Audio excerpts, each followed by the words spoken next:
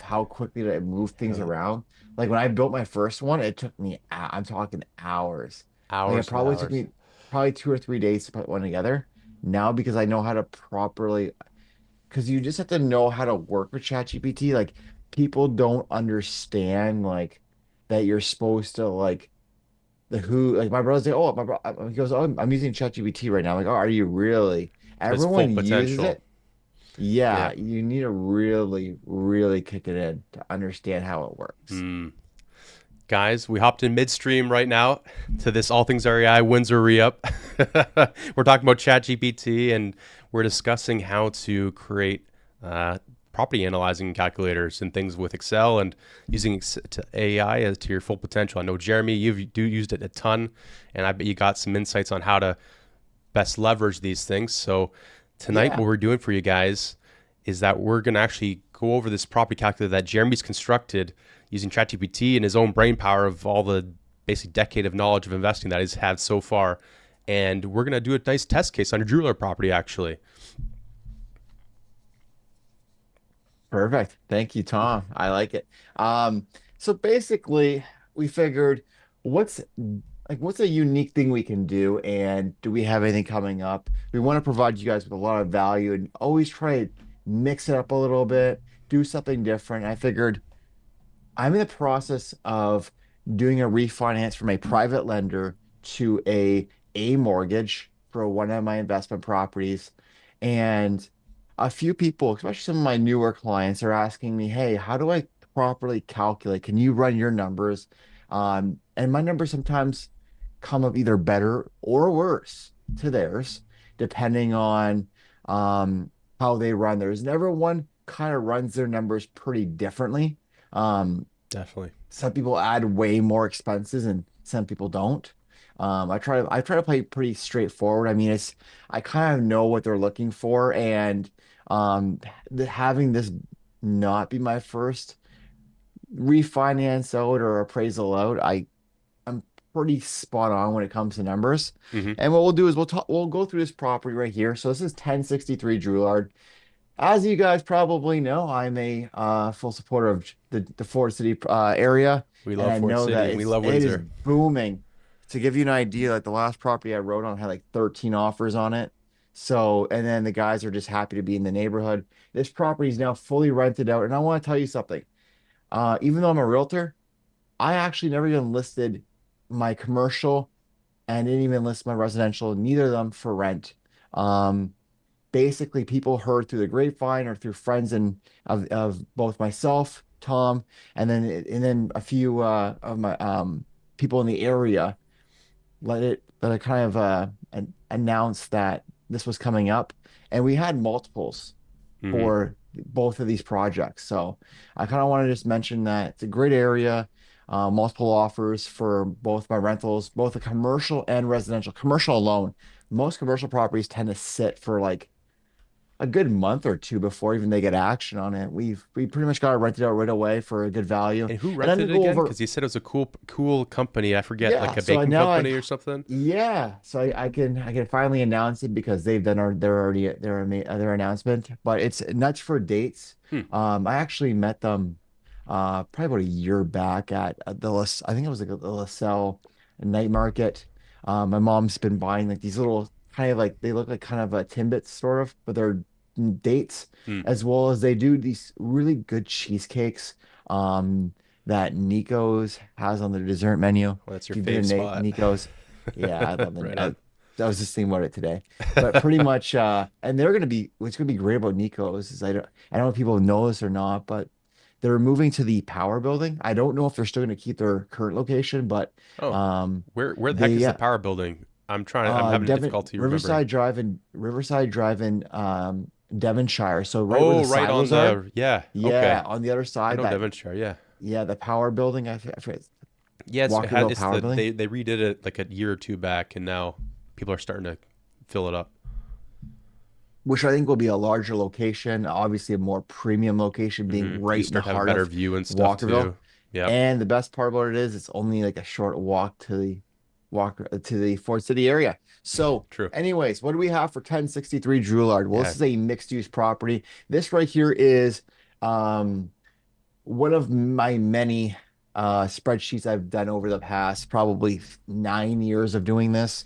I've used other people's, and the issue is when you use someone else's, it's not really focused for you. Um, and what I mean by that is as you start playing around with things, as you start adding units, you're gonna find that some things you really need to add and some things you don't use from other people. So I've kind of just been playing around with things, adding things as I've gone to other people's projects. And then obviously when ChatGPT came out, I spent probably a good week, I kid you not, working on a spreadsheet. And then as I found out, I either outgrew it by adding more and more things on there, or because the issue is I make it look all really, really nice. And Hmm. then I'm like, oh, wait a second. I need to add a refinance calculator. Now I need to add this. Now I need to add that. And it ends up looking like a mess. So then I just every so on and so like every so on, I just go back into ChatGPT.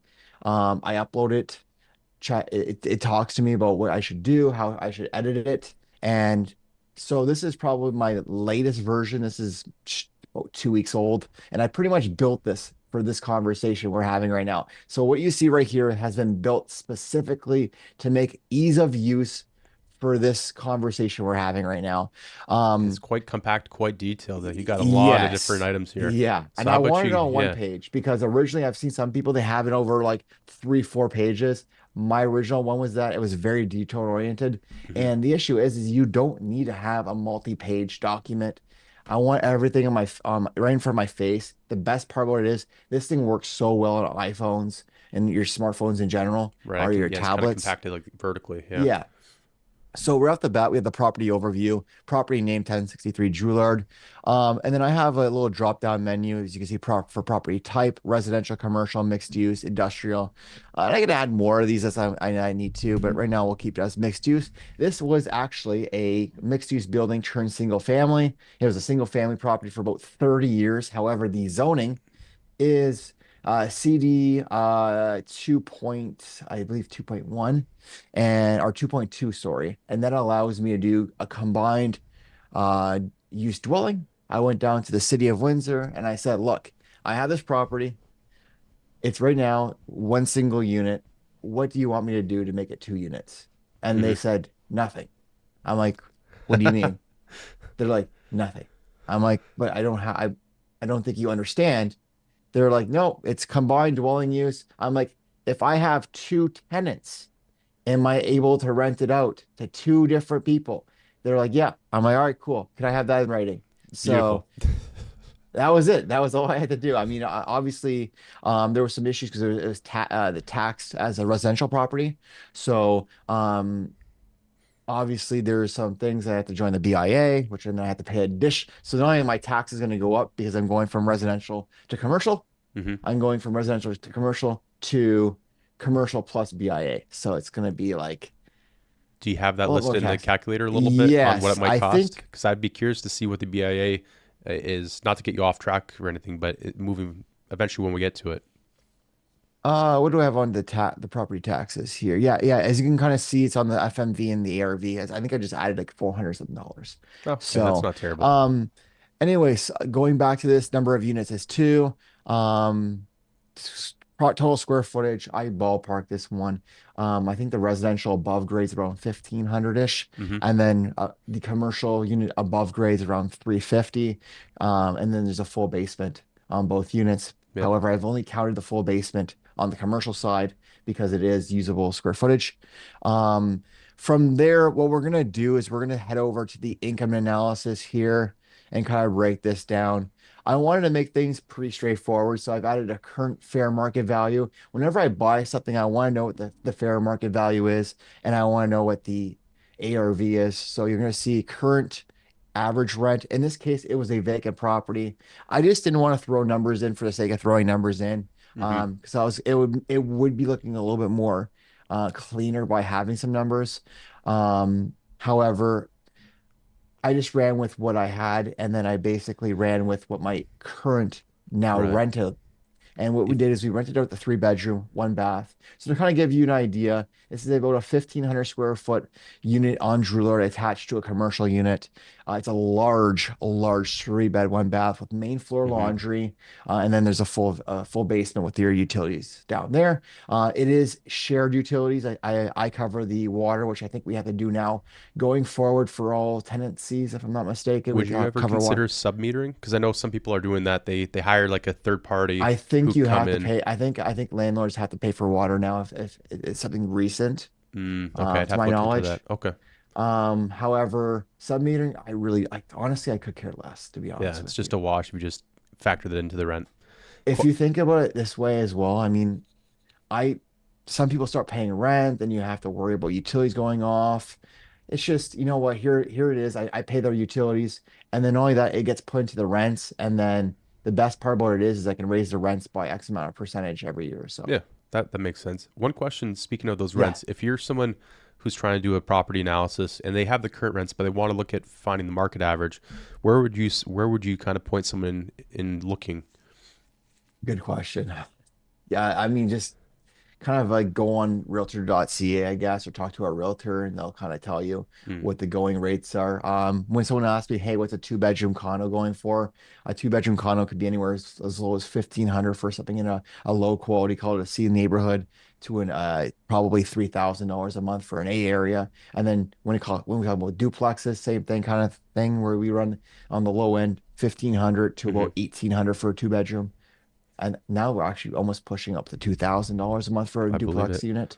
Yeah. So it's just talk to your realtor.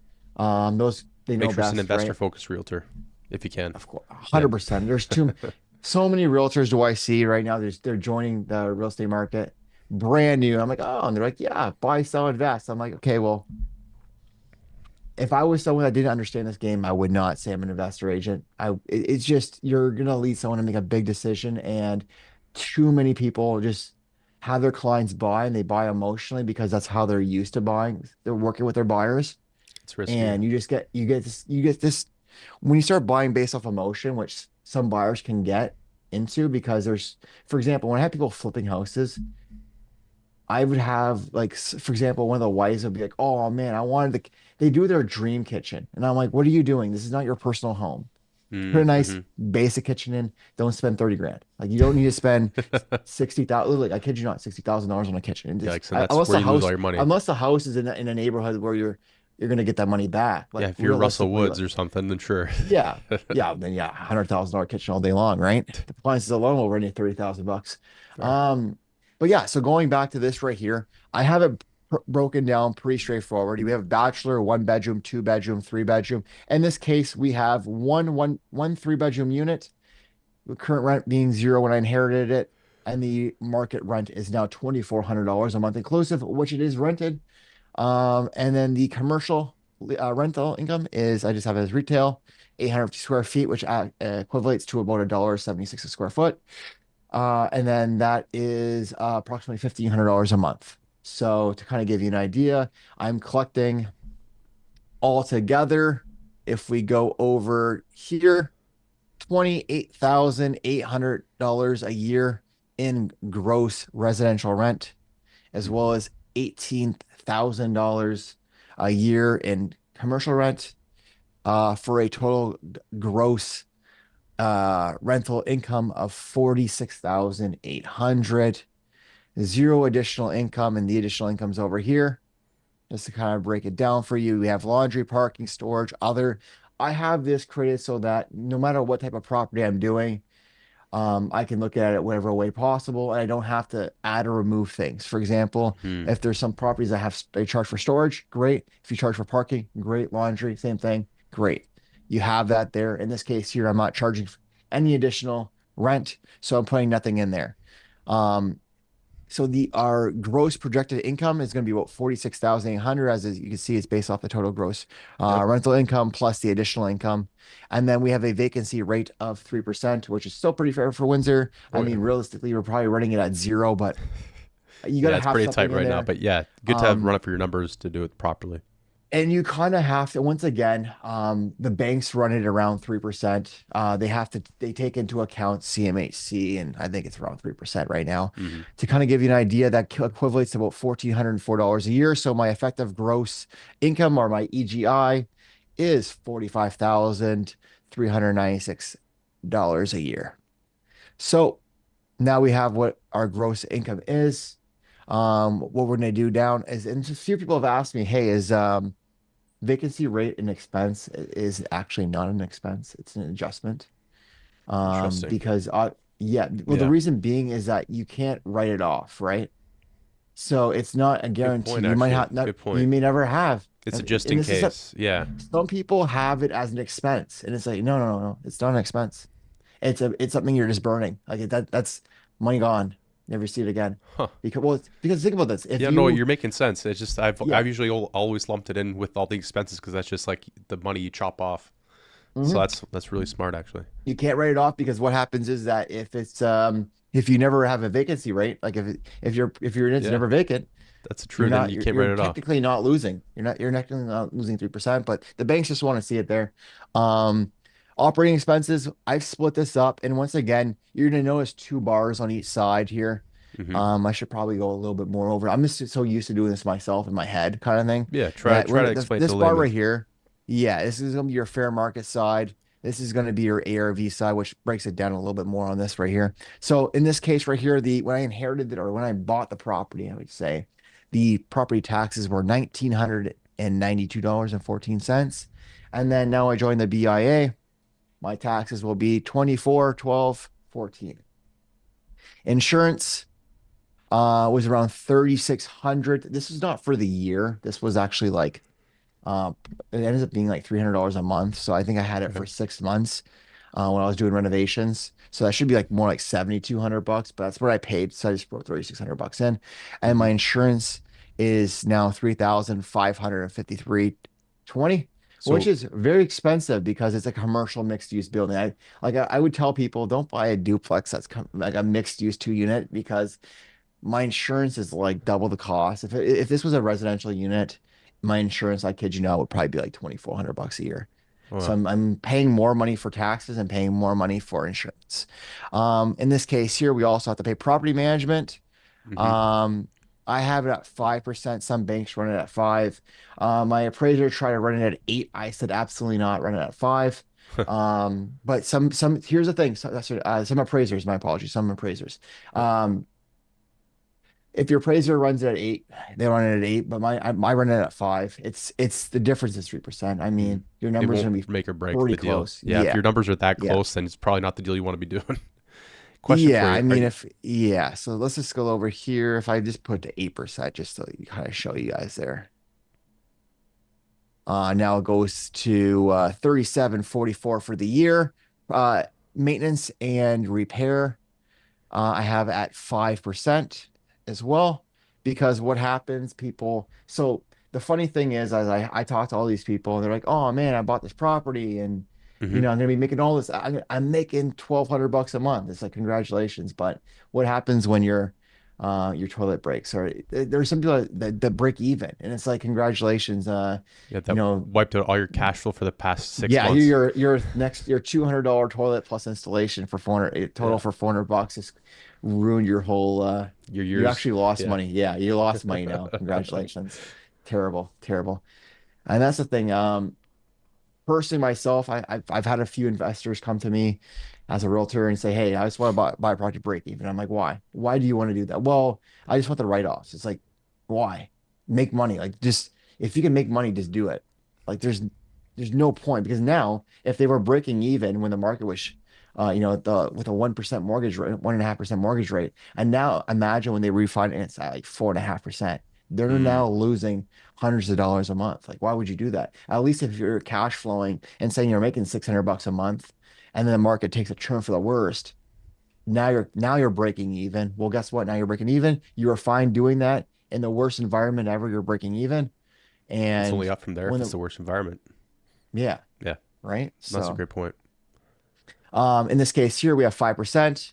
Water, as I mentioned, I pay water. I put it at $70 a month. Probably pretty low, but once again, I wasn't really using too much right now. My commercial tenant doesn't really use that much, and it's only a one bathroom house. So I'm monitoring that, but it's been about seven. I looked at my duplex. My duplex usually is about $90 of water a month, and that's 2 units, residential Airbnb. Hmm. So I ran it at $70. Gas, 1,200 for the year, which breaks it down to about 100 times 12. It's a big home. The only thing that's gas is the um, Furnace. furnace for the residential house, and the hot water tank is a gas as well. And then for electricity, I ran it around $200 a month for. That's pretty fair. Yeah.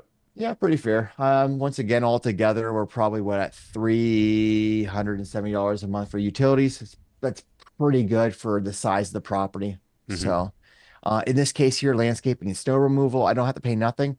With commercial mixed use properties, you have to take care of your sidewalk. So, what I did with my rent is in the lease, I put, hey, commercial unit, there's a side drive. You're responsible for snow removal and icing, basically doing snow removal and icing of Yeah, the it's their task. They got to yeah, handle it. salt, yeah, salting the driveway and the front walkway for that. So, and then the back unit for the residential, they have to take care of their driveway themselves, and Hmm. that's been noted in additional terms of the leases there. Um, so we have that. So I don't have to pay anything out of pocket for that. Cleaning and janitorial. Um, you could throw some stuff in there. Like I probably should have threw it cost me about $380 to clean both units before rentals. It depends on how much of you have a turnover. For example, if you're Right. doing yeah, if you have constant turnover, like if I had If this was like a an apartment midterm or a building, short term or something. yeah, you'd put some stuff there. Security, once again, in some neighborhood, like some of my downtown properties, I have cameras. In this case here, I'm hands off on this property, so I have no security systems. But some properties, like for example, if I was running an apartment building, I would for sure have like actual security system put in there, and because you just want to make sure that you're protected, right, and you have Right. everything going. Right. And it's good for insurance as well.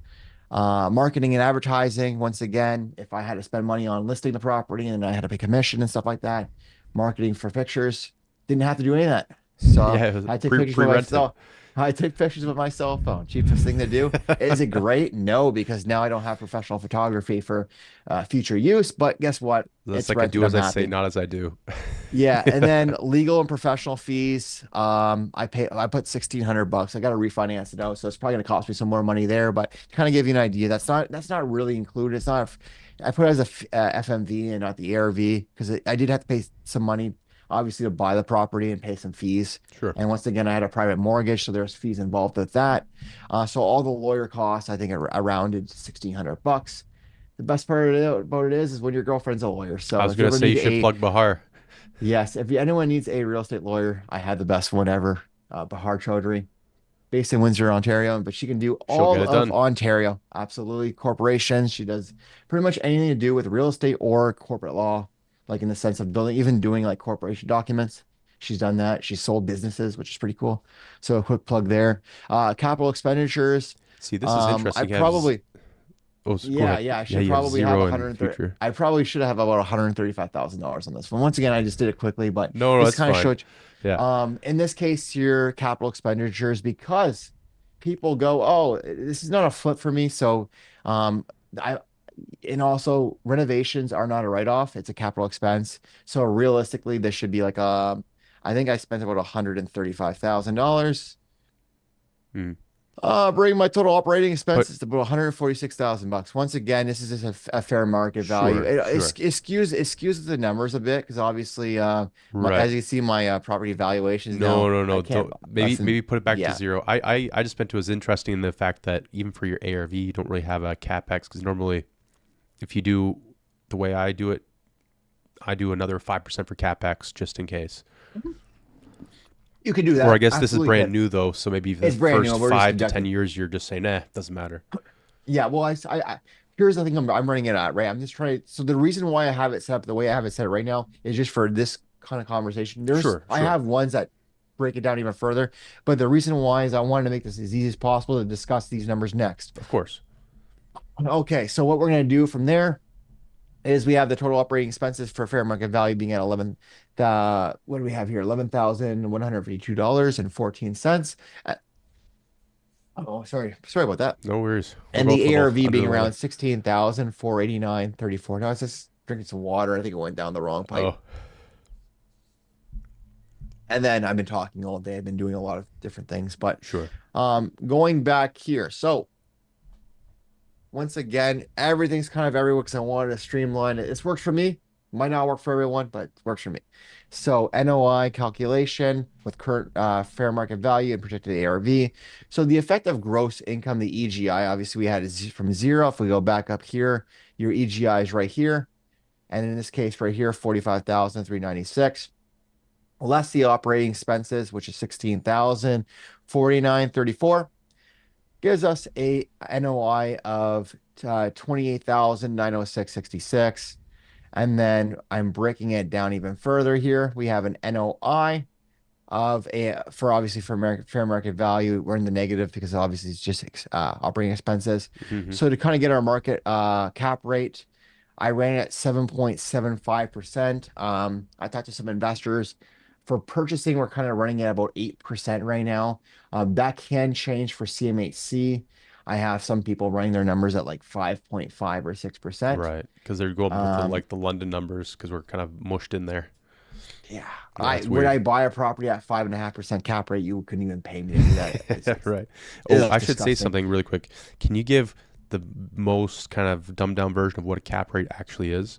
Because people hear that thrown around and saying, okay, well, low cap rate means loss appreciation, and high cap rate means kind of more cash flow plays, or kind of the lesser purchase price. But can you explain cap rate a little bit?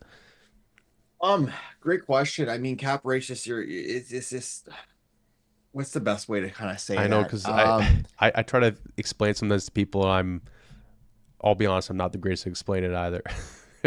It's just all it is like it's your income, was it income divided by expenses, right? So what is it? Hold on, let me bring it up here. I I don't think even it's I personally I don't even use cap rates anymore because we can't. So well, because for I have to use debt service ratios. But give me 1 second. Let's bring this up. Best way to say cap rate is use the world commercial real estate to. I want to do the right version because I kind of just do mine off of what it is, right? But basically, the oh, NOI there you by the go, yeah, current market value. So capitalization rate, net operating income divided by the current market value to get your cap rate. So basically, what they're saying is that we would be taking our NOI right here, 20,906, and then dividing it by the valuation of the property. For example, say the house. In this case here, we kind of did a multiplication. As you can see, hmm we took sort of division. So we're dividing the NOI by the cap rate to get what the purchase price is. But if we didn't, we would take this number and then basically by this number to get this number, pretty much, fair right? enough. So Yeah, sorry to yeah. get you down that So rabbit trail. no, honestly, I haven't used cap rates in forever because I'm on commercial mortgages, right? So all my properties go through commercial mortgages, which I'll get to next. So Yep. this right here is really good for like residential real estate, in the sense of where you're not going to probably go a commercial debt service cost ratio. So in that case here, you would kind of go off of that, but you kind of just run a bit off a basic number. So in this case right here. The property valuation in this case at 7.75% would be $372,989.16. So that kind of gives you what an ARV would be. Kind of give you, if we even go like an 8%, we drop it down to 361. So we'll go back to Yeah, you can 7.75% see that there. just slightly changes that ARV. Yeah. Yeah. Yeah. So anyways, going over here. So this is what I had to do for mine. Going over the NOIs. Basically what happens is that we're just gonna talk about the ARV because obviously I don't want to go down the road of the Yeah. negative Yeah. numbers here. Um, my projected ARV, so the NOI right here we have is 28,906.66. Um, Banks running at different Debt's, Some are 1.2, some are 1.22.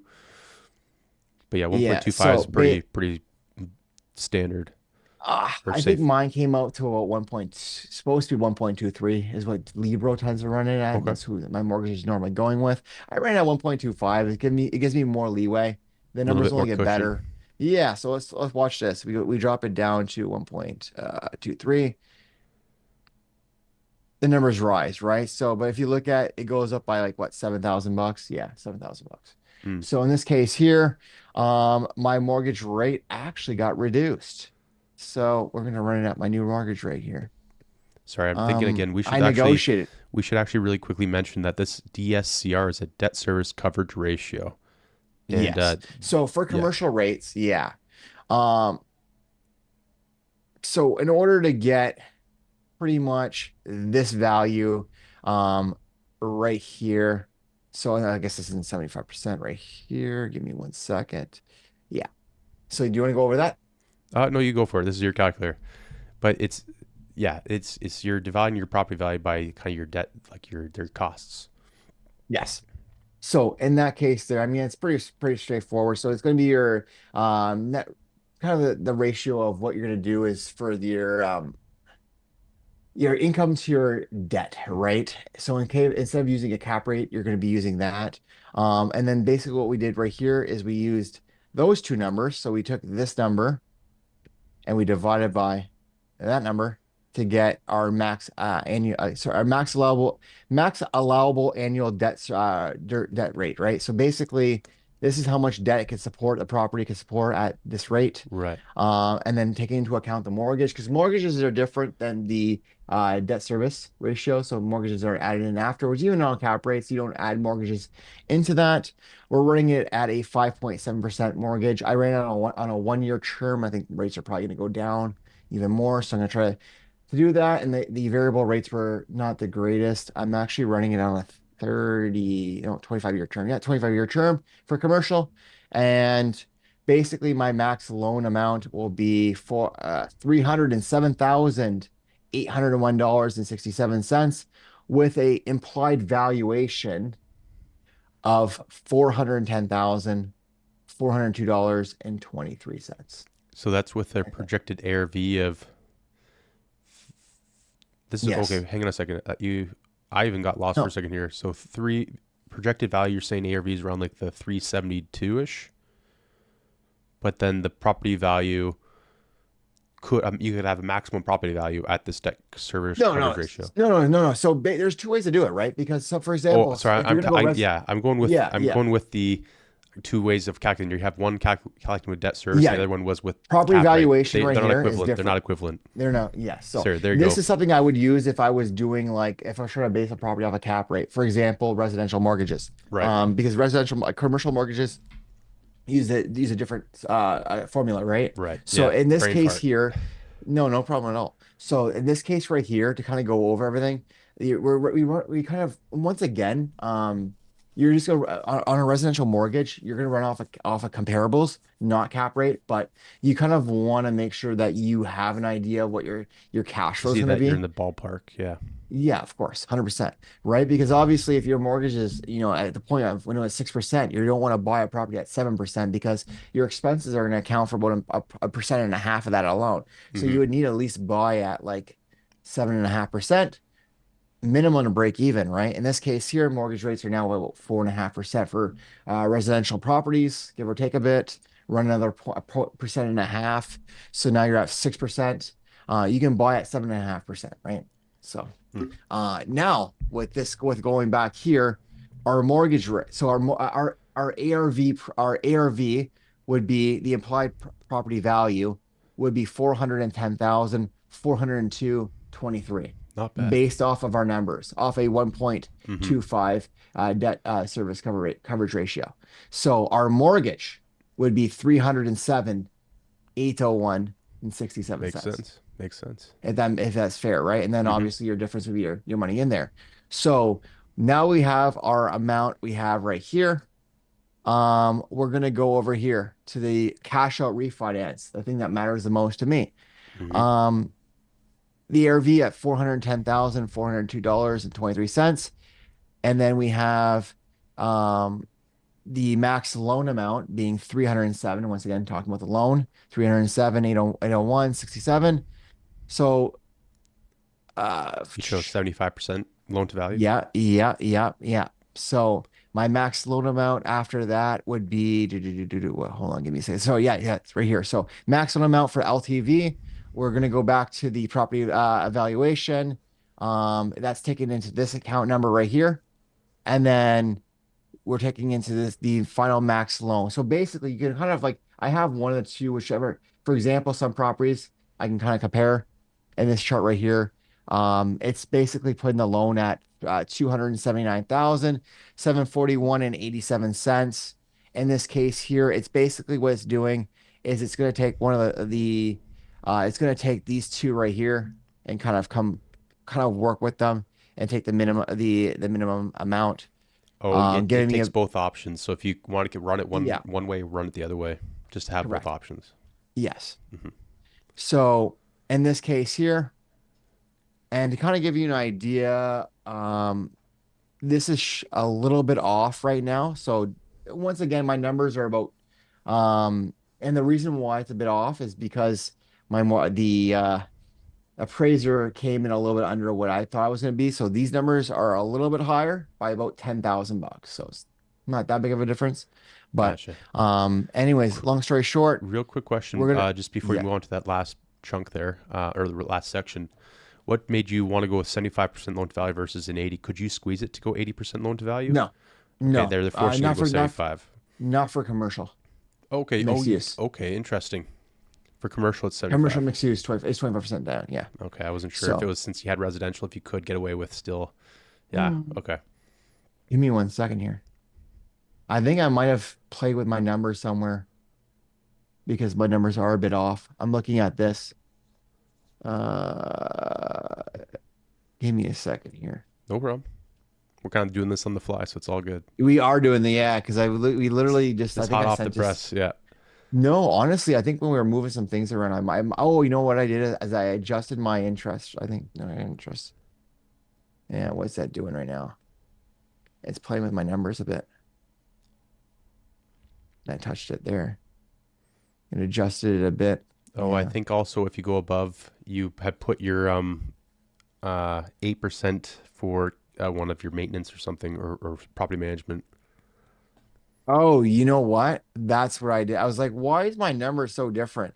Yeah, property So management. You had the five that's percent, but you what I change it did. slightly. Yeah. Okay. Cool. Cool. Cool. Cool. Cool. So, anyways, once again, as you can see, as you adjust things, and I forgot because I was trying to just think about the next subject to go over. But yes, we did make an adjustment from 5% to 8% here just for this acknowledgement, which obviously in that case adjusted all the numbers here. I was like, why is my number so different? Because when I went through this before I got on, my numbers were a bit different. So once again, um, if we go back to the start of what we were at, I think it was like a difference of almost $10,000 for the ARV kind of thing, which is crazy to think about. So in this case here, because I was like, why is this different than the numbers I'm thinking about? 'Cause it was almost spot on when I had the way I had it. Hmm. So original loan payoff amount was $176,000. So I bought the property. Once again, if we go back up here, did I put this on here anywhere? No, I did not. So I'm gonna have to add the price thing in there. But I have a 176,000 original mortgage through a private lender at 10 points. Renovation and holding costs came up to about $179,000. I overshot every expense I could think of. Oh, I had really? everything yeah. I unfortunately I treated this kind of as an Airbnb, so I spent some money and then kind of converted it afterwards to long-term use. But basically, things like waterproofing, I added in that was $10,000. Um, Splitting the heat pumps, finishing the basement, having to do different little things. The furnace had some issues, so I had to fix that. Hmm. Hot water tank broke. I had to replace the whole thing instead of going with Reliance because I wanted to keep my numbers looking as good as possible, paid out of pocket. Um, when clearing some stuff out there, we found because it was a hoarder house, there were smells everywhere. But once we removed the all the stuff out there, we found that there was still a smell left. And Oh after no. knocking out a piece of the wall, we found that all the insulation behind the wall was all mold. So everything had to Oh be ripped yikes. out and redone with foam, and I put foam insulation. It's an old house. I didn't want to put a heat pump up there. So foam insulation is good for the roof.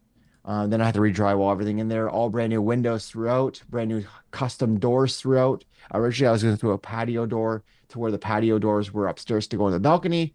It turns out that it was a custom patio door they had, and it was going to cost like it. So, anyways, I had to get a custom door to go in there.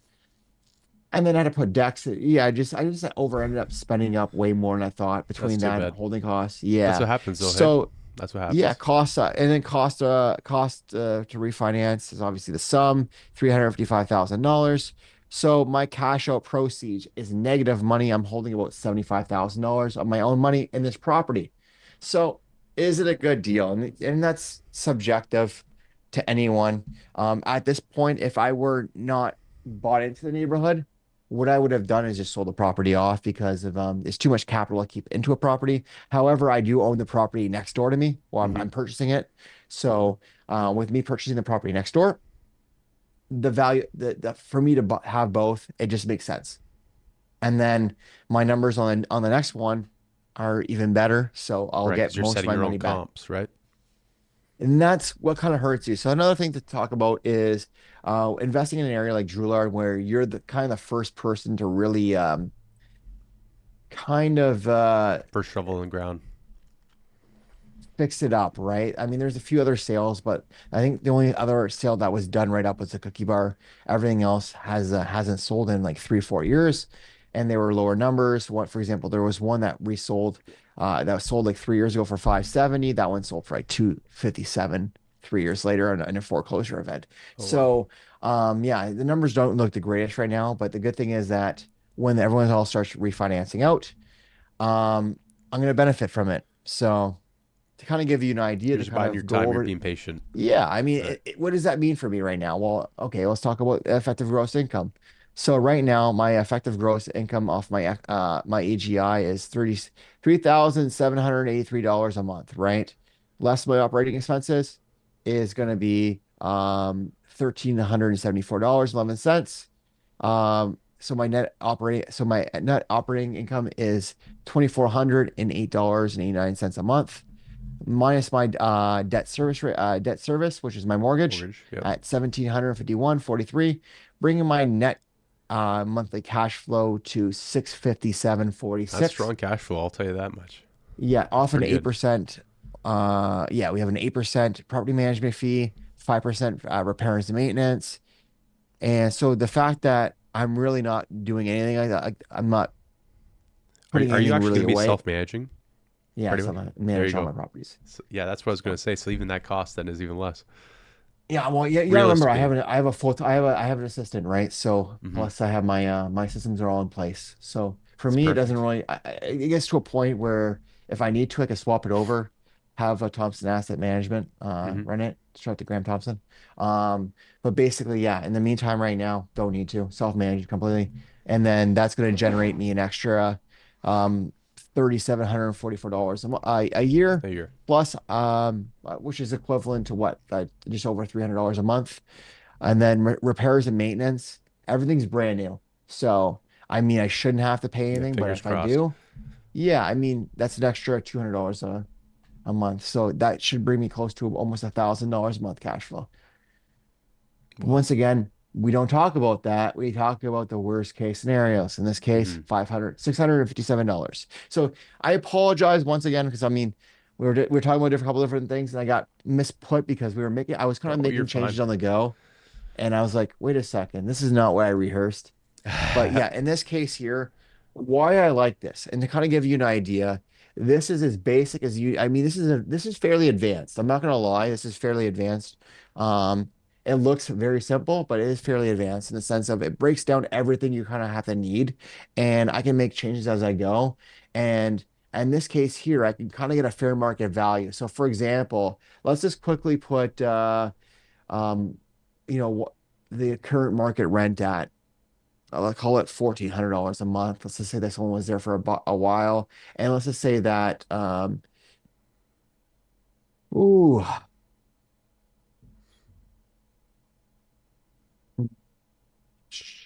times one. Actually, you know what we're gonna do is we're gonna go. Let's go $1 a square foot, 850, right? Hmm. And that would bring our property evaluation to basically 159,000 at 7.75% cap rate, or about a $175,000 purchase And price, that will show right? you If how you're going to much do to commercial. basically offer, like your maximum offer. Your maximum offer. So I was going to take this one step ahead. I mean, I just didn't, I wanted to have something to work with, but I will be adding a third valuation, and it's called the vulture charts. Because here's the thing, the market right now, let's talk about it really quickly here. Hmm. We have tariffs going on. It, a lot of my investors and a lot of investors in general are sitting on the sidelines. They're waiting for something to happen. People are afraid. Yeah. They're poking the rock with the stick, and they're like, move. And nothing's happening. And Right. first of all, lots of sellers are getting scared because we're approaching election season in the next 5 weeks. We're Hmm. approaching the tariffs are only going to get, I think, For are only April. getting Yep. worse right now. Car And tariffs. people are sure, yeah, 25% right there. So think about it this way. Is it a good time to buy real estate? It's always a good time to buy real estate when you buy smart, when you buy not buying this price. I mean, there's some, for example, I paid $220,000 for this property. I was I was told to buy the system here will tell me to pay 100 and negative $18,000. So obviously that doesn't work. But to kind of give you an idea, and this is where you can go even one step further. I used ChatGPT to put an offer on a property the other day, where I was competing against 13 offers. And I had it run, and I basically gave it this chart, and I said, look, the property's listed for 199. There's a three-bedroom unit, it's about just under 1,400 square feet, and the tenant hasn't paid rent in like 3 years or something like that. They don't pay rent. They don't have any utilities, to be honest with you. So it's like, how do we get them out? Well, ChatGPT knows that and because my ChatGPT is customized, it knows that landlord tenant boards right is about a year right now. It says, well, it's too much of a hassle, so you're probably gonna have to pay that tenant like 25 grand to leave. So keep that number in mind. Hmm. And the renovation cost, because there was 6 feet of water in the basement, approximately, so from what I heard. And it was sitting there for a long period of time. You're probably gonna have to do some type of waterproofing and fix some stuff up there. And there's gonna be some issues regarding that. It was like black mold downstairs. So ChatGPT told me to offer $211,000.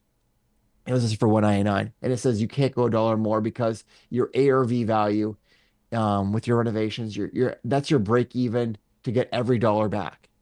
Right. So I offered, I think, 230 something $1,000 with no commission. So it brought it up to about almost 240. Um, so in that case there, I would have kept about $30,000 in the deal. So and what that means, and what to kind of go over that is, for investors, I don't have partners. So I buy all my properties by myself, which can tap me out financially, because if, for example, I had 300 about $179,000 into this property. And if you think, well, that's a lot of money. And to kind of give you an idea, if I don't get my money back, I'm out Right. to It's almost stuck. Yeah. 200,000 bucks. It's stuck, right? So obviously I refinanced back, but now I'm stuck with about 75. Realistically, I'm actually in this deal for about 61,000 is what my actual numbers are on this deal.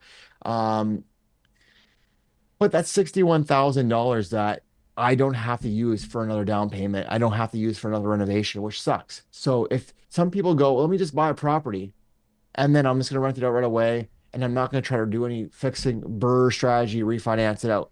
Because if you do it that way, you're going to be broke quickly. You're going to be cash poor, asset rich, Hmm. which not necessarily the greatest thing ever. I mean, if you just want to buy one investment property or two and call it a day, that's great. Or if you make a lot of money and your income can support you continue to buy, it's great. But for the average investor, a new young guy that's probably making 80 grand a year, well, guess what? Like you might have 10, $15,000 a year to work with extra if you don't get your money back. It's going to take a while to So save up again before you can get your next deal, 100%. essentially. Yeah. So my recommendation is that by doing this strategy, don't be like me and leave money in the deal. But and to give you an idea, is this hard to find? And the answer is not really. To kind of give you an idea, let me see if I can open one of my other files up here to kind of give you an idea. Here's the property next door, and this is my other property here. But this is a 3 unit building. It does come with a vacant piece of land. So That's another in tangible. this Yeah. case, yeah, so there's two bedroom units. They're both vacant right now. I could probably get about $1,800 a month rent for them for a total of $3,600. And then the same thing, rent retail space around 1,500 bucks. I just ran the same. They're both the same size unit. Property taxes, insurance, so on and so forth.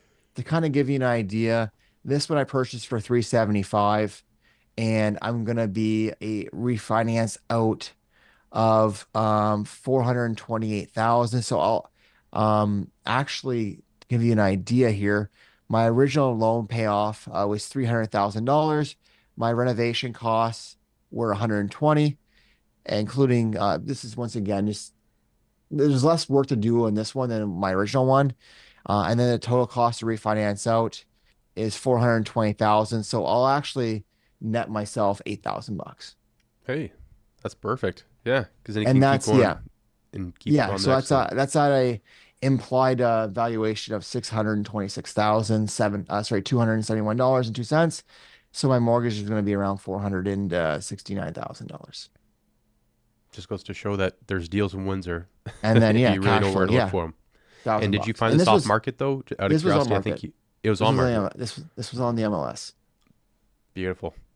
and it sat on the MLS because I didn't Nice. really want to buy. I didn't like the price point. It came with a piece of vacant land, Mm-hmm.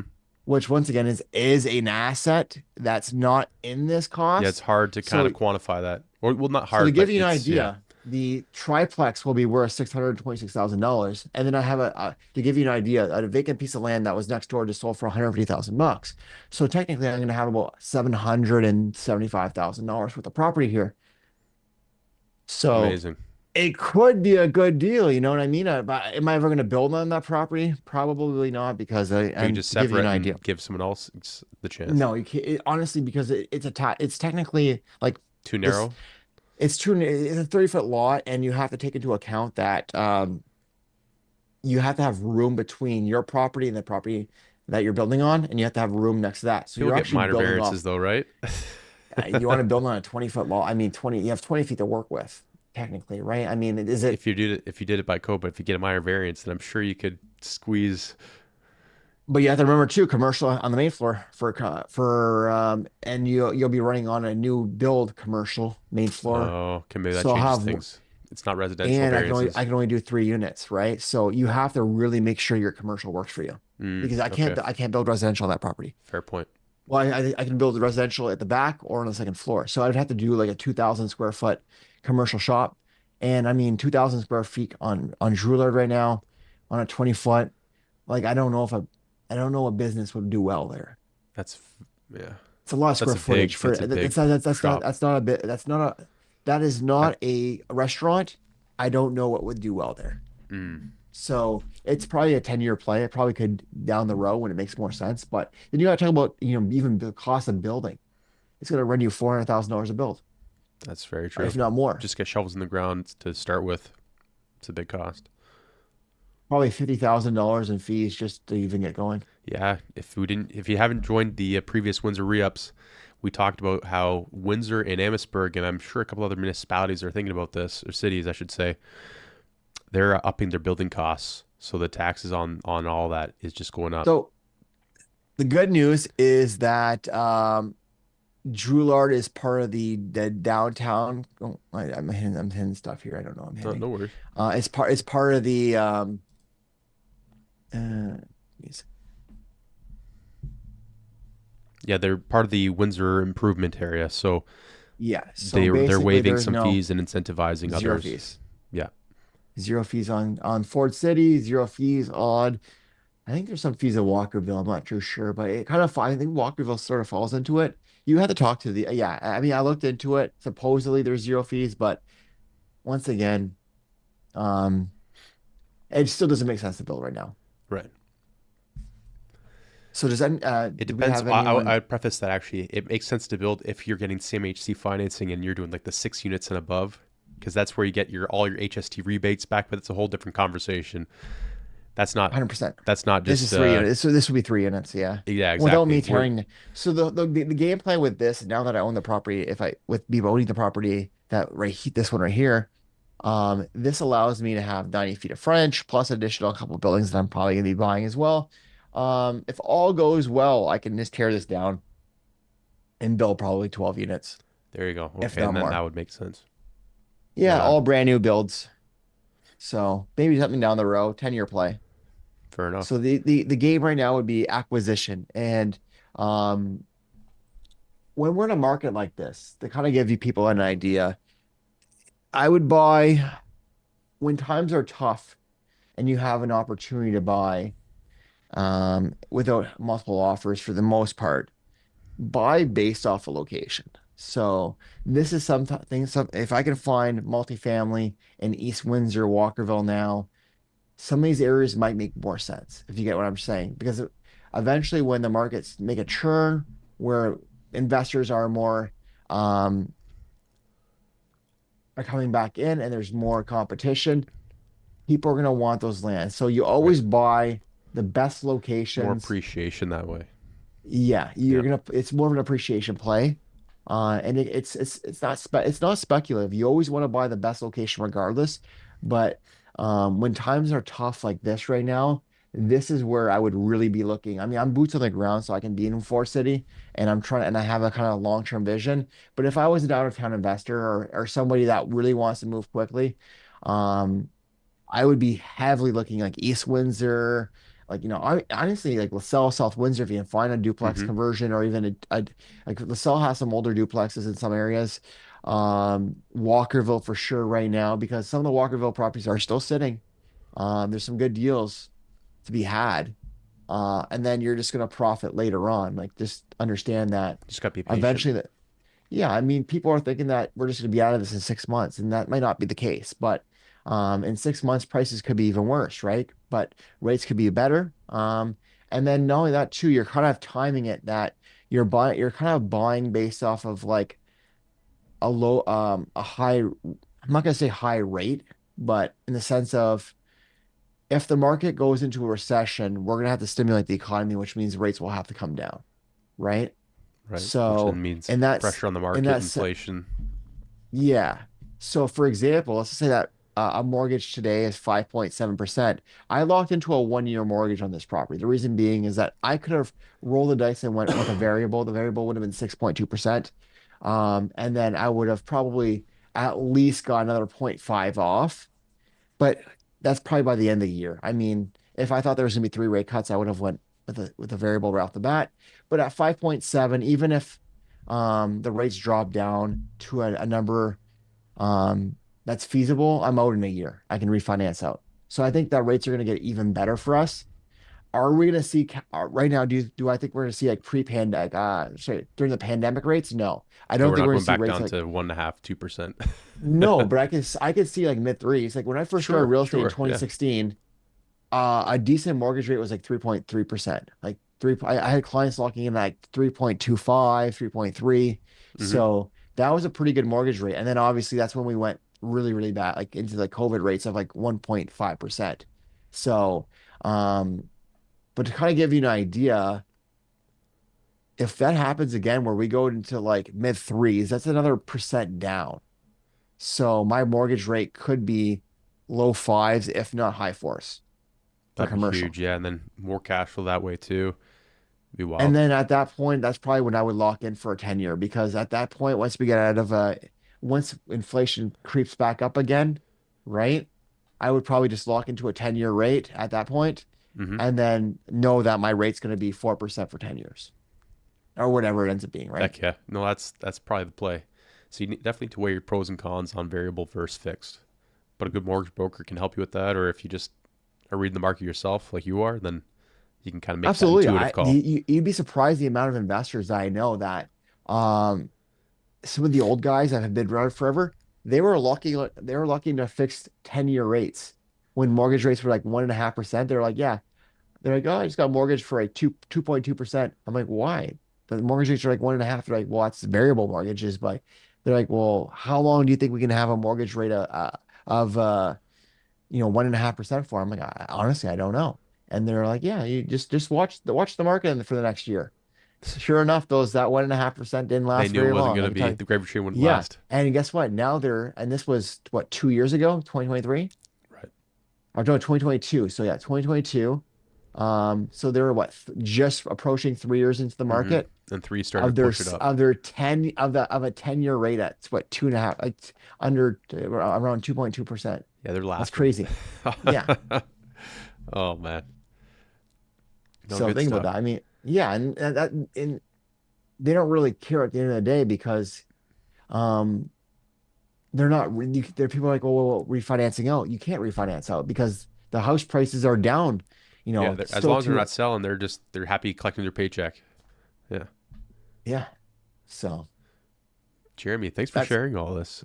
Is there no anything else you problem. want to go over before we sign off? Or I should also preface, if you guys have any questions after watching this, please drop a comment in the chat or on YouTube, Facebook, LinkedIn, anywhere you're seeing this.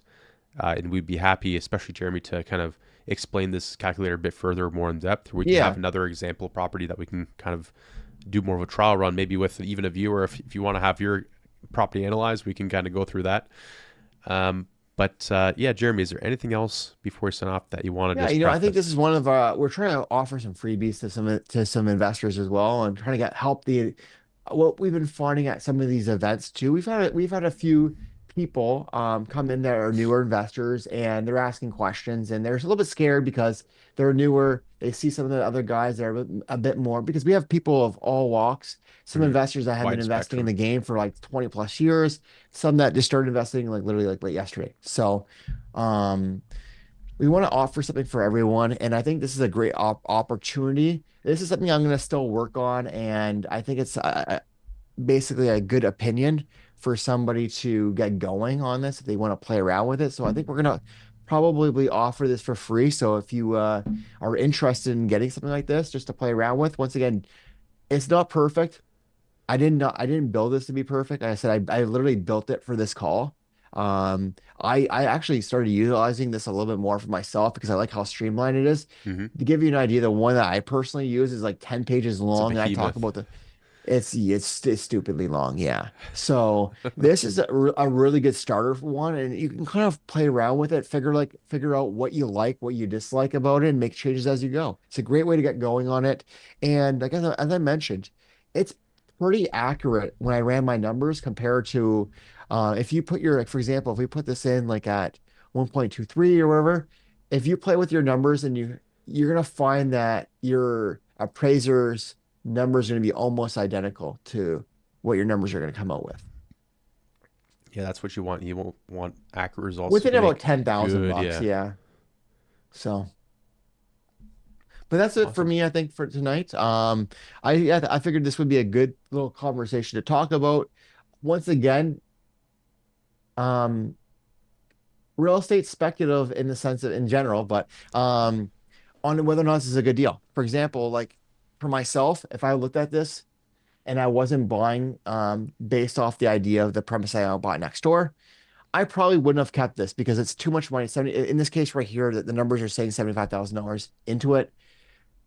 I like to have no money down, and I would have just taken that, paid someone $15,000 in commission, another realtor to work with, to bring me a buyer, and then I would have sold it off for. And once again, you got to remember too, this is only being at a valuation of 410,000, but if someone buys this, I mean, the valuation could be as high as I think 450.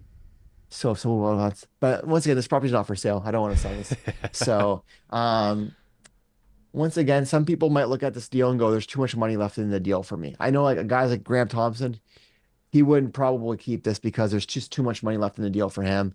And he wants to keep buying, right? And the issue is that when you leave so much money like this in the deal, you can't. At one point, you're gonna have no money left, Mm. And you keep or gotta you keep won't be able that to pay your velocity of lenders money back. going. Yeah, you Yeah, of gotta. course. It's all about paying your lenders back. If you don't pay them back, you're gonna tarnish your reputation, and then you're gonna never get any other money back from anyone. Yeah. Yeah. And to be honest with you, there's different ways to do it because to give you an idea, my mortgage rate on this on a private lender was like $1,500. No, it was $1,300 a month and change. And for some people, I had some investors that they just didn't want to refinance it out because their numbers were so good that they just kept running it on an interest only payment, Paying their lender. right?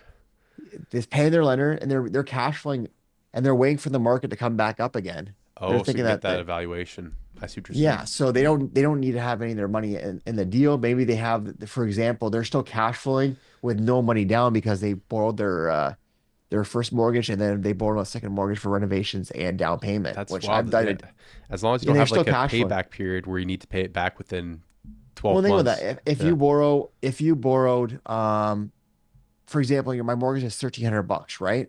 So if I borrowed, let's just say another 100 grand, I would be in for 23 and change, call it 2350. Um, I would still be cash flowing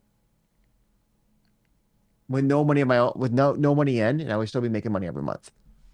Right. No, I get that. But I was saying, assuming that at some point they're not going to call back the loan and say, hey, it's due within that And then 12-month then you period can or then you 2 years. refinance. You could refinance it out at that point, right? And then Right. you're still cash flow. You'll Right. still cash flow regardless, right? Some people are just waiting for that opportunity. I don't think it's going to come. That's my personal opinion. Everyone's opinions are subjective. And once again, if anyone wants this, we can, just DM us and we'll send it over to you. It's not perfect, like I said. Don't treat this as exact numbers, but it's really good to get you started and really good to compare maybe your own chart and kind of go over it. Yeah, like Hopefully, a sanity someone check. can learn something from it, and that's what we want for it. Absolutely. Yeah, Jeremy, thanks so much for sharing that. And Absolutely, no problem. I definitely, oops, I definitely learned something today. I think one of the coolest things, even though it's very minor, was that vacancy rate is not an expense. It's like that makes a lot of sense, but I never really thought about it. So that's pretty cool. It's an adjustment. Yeah, sorry, my brain was absolutely mush today because No, no, no. honestly, You I've been explained everything very well. there's a few things you're like, oh, what about this? And I'm like, oh, how did I put that together again? And it's like, okay, running this thing is like, oh my God, I'm going back to being like my investor school, like No problem. the I first was thing I learned. putting you on Yeah. the spot a little bit there, talking about But yeah, cap yeah, rates too. you have Yeah. to, right? But I think one cool thing is, yeah, the more you explain things to other people as well, the more it ingrains it in your own mind. So it's actually really beneficial for us to talk about these things because even though they might be basic to some, or even to ourselves, the mastering the fundamentals and remembering these things is important because it hones our skills. So the worst thing about it is now, I'll be honest with you, the fact that I just the minute you start plugging numbers in, you forget everything. I use ChatGPT. Between ChatGPT and my spreadsheets, I don't think about my numbers anymore. You don't have to think. You don't have to. You just type numbers in, and it tells you what it's worth. And it's like, wait a second, I forget things now. Like my clients are asking me questions. I'm like, oh, let me just refer to my charts. What's this property actually worth? I don't. I used hey, to, I kid you not, I used to be on the spot running numbers. I had a little mortgage calculator thing on my phone. I used to sit there like, okay, this property's worth this much money. Now it's just like, let's just go to the charts. yeah, let the computer tell you. Well, it's like they Yeah. said before, like you'll never have a calculator, like a handheld calculator that you can always use. And meanwhile, Oh then my one day, God. then you get your phone and then you're fine. Yeah. Now it's like now you have an AI assistant in your pocket. That's amazing. I think next time we'll have to do like a whole AI breakdown of how you use AI to leverage that in real estate. Because I think some people say, well, they say use AI and plug it into this and this and this in your business and use it all the time. But how do you actually do that? So maybe that's a cool thing you can Oh, explain one day because I know you've I used could it break tons it and down. used it into this calculator as well. But I think that's a whole obviously side topic, another sidebar Windsor re-up that we can do. I think that'd be really Absolutely. interesting. Perfect. Well, everyone, until next time, thank you for tuning in. And if Absolutely. you have any comments or suggestions, please let us know. Type down below. And until next time. Until next time, guys. And subscribe on YouTube, follow us on Facebook, Instagram, and connect with us on LinkedIn as well. All right. Have a good night. At all things REI.